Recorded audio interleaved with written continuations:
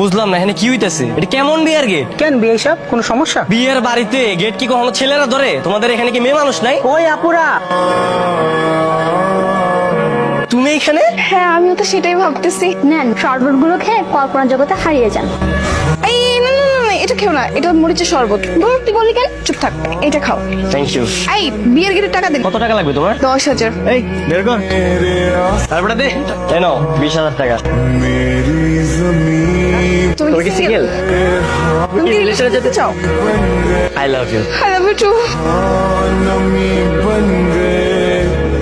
জান, তুমি বিশ্বাস করবে না, এই দিনটার জন্য আমি যে কত বছর অপেক্ষা করেছি।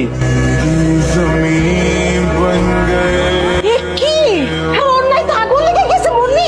না না বাবু কিছু হয় নাই, ওই আম্মু আসছে একটু চিল্লাচিল্লি করতেছে। আর সামনে দাঁড়াই দাঁড়াই প্রেম করতেছিস, এই তো লজ্জা করে না? তুমি মেয়ের রুমে ঢুকে মেয়ের কথা শুনতেছো লুকিয়ে লুকিয়ে। কি খবর বন্ধুরা?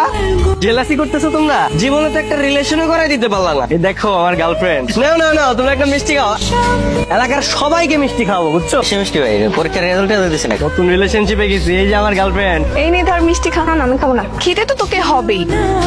বিয়ের দায়িত্ব যখন ঘাড়ের উপরে পড়বে তখন দেখবে একদম ঠিক হয়ে যাবে। কত দ্রুত সম্ভব তোমার ছেলের বিয়ের ব্যবস্থা। ঘুমায় যাই। তুমি ঘুমিয়ে পড়ো, আমি সারা রাত ভিডিও কলে থেকে তোমার ঘুমানো দেখবো।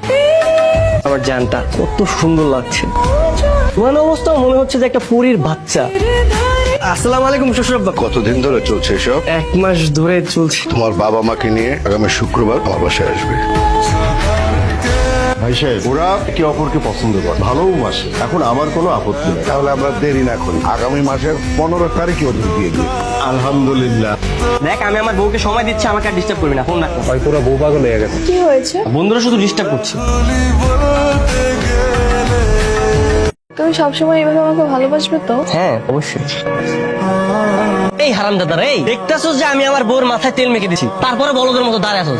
তুই আমাদের এইভাবে বলতে পারলি? হ্যাঁ এইভাবেই বলতে পারলাম। আজকের পর থেকে তোদের মতো ফ্রেন্ড সার্কেল আমার দরকার নেই। তোরা এখান থেকে যা। তোমাকে অনেক সুন্দর লাগছে। এখন আবার কে আসলো? কিছু বলবে? সারাদিন বাসার মধ্যে বসে থাকবি, কাজকর্ম কিছু করতে হবে না? তুমি বিয়ে করেছি, হুকে একটু সময় দিই না? আমার সঙ্গে এখনই আমার কাপড়ের শোরুমে যাও। ব্যবসা বাণিজ্য আমি করতে পারবো না। হ্যাঁ বাবা, আমিও পড়াশোনা ছেড়ে দিয়েছি। এখন থেকে শুধু আমরা দুজন দুজনকে টাইম দিব।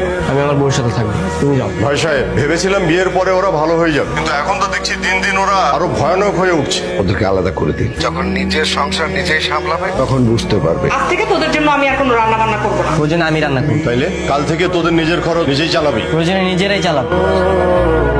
জান ওঠো, আজকে থেকে আমাদের বিজনেস শুরু। এটা কি বিজনেস? Ride share. কিন্তু আমি থাকলে কি যাত্রী উঠবে? যাদের ওঠার তারা উঠবে, আর যারা উঠবে না তাদেরকে নিবো না।